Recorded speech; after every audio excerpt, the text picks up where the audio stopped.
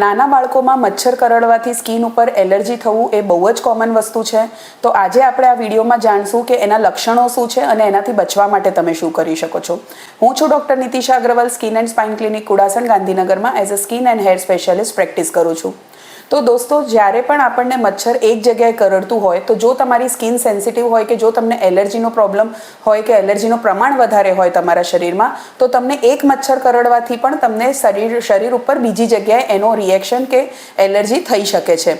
તો યુઝ્યુઅલી નાના છોકરાઓમાં જ્યારે એ લોકો રમવા જતા હોય છે કે પછી પેટ્સ સાથે રમતા હોય છે, તો જે ભાગ એમનું ખુલ્લું રહેતું હોય, જે કે બેઝિકલી હાથ છે, પગ છે, ફેસ છે, તો ત્યાં નાના નાના રેડ કલરના દાણા થઈ જતા હોય છે.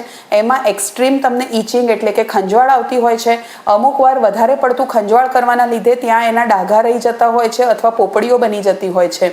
તો આ તકલીફ જે છે એ સમજવી જરૂરી છે કે એ મોસ્કિટો બાઇટના લીધે છે. તો એને ટ્રીટ કરવું અથવા એનાથી બચવા માટેના પ્રયત્ન કરવાના. તો એમાં સૌથી પહેલાં બચવા માટે તમે શું કરી શકો છો, તો જ્યારે પણ બાળક બહાર રમવા જતું હોય સાંજે, ત્યારે એને ફૂલ સ્લીવ્સના કપડાં પહેરાવીને મોકલવાના અને પગમાં મોજા અને ફૂલ પેન્ટ પહેરાવીને મોકલવાના. અને એની સાથે સાથે જો એને રિએક્શન ના આવતું હોય, મોસ્કિટો રિપેલન્ટ જે આવતા હોય છે એ તમે એની સ્કિન ઉપર લગાડી શકો છો અથવા ક્લોથ્સ ઉપર લગાડવા માટેના પણ મોસ્કિટો રિપેલન્ટ આવતા હોય છે. સાંજ પછી ઘરે તમારે મોસ્કિટો નેટ બંધ કરી દેવાની અથવા બારી બારણા બંધ કરી દેવાના. દરેક રૂમમાં તમારે એન્ટી મોસ્કિટો જે લોશન આવે છે એ લગાડી દેવાનું અને રાત્રે મોસ્કિટો નેટમાં સૂવાનું રાખવાનું.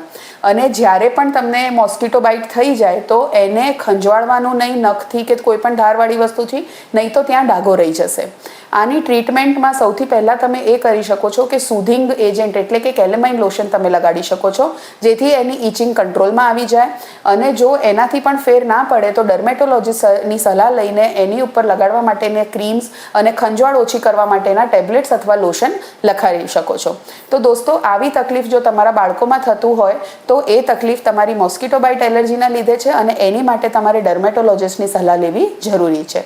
Thank you.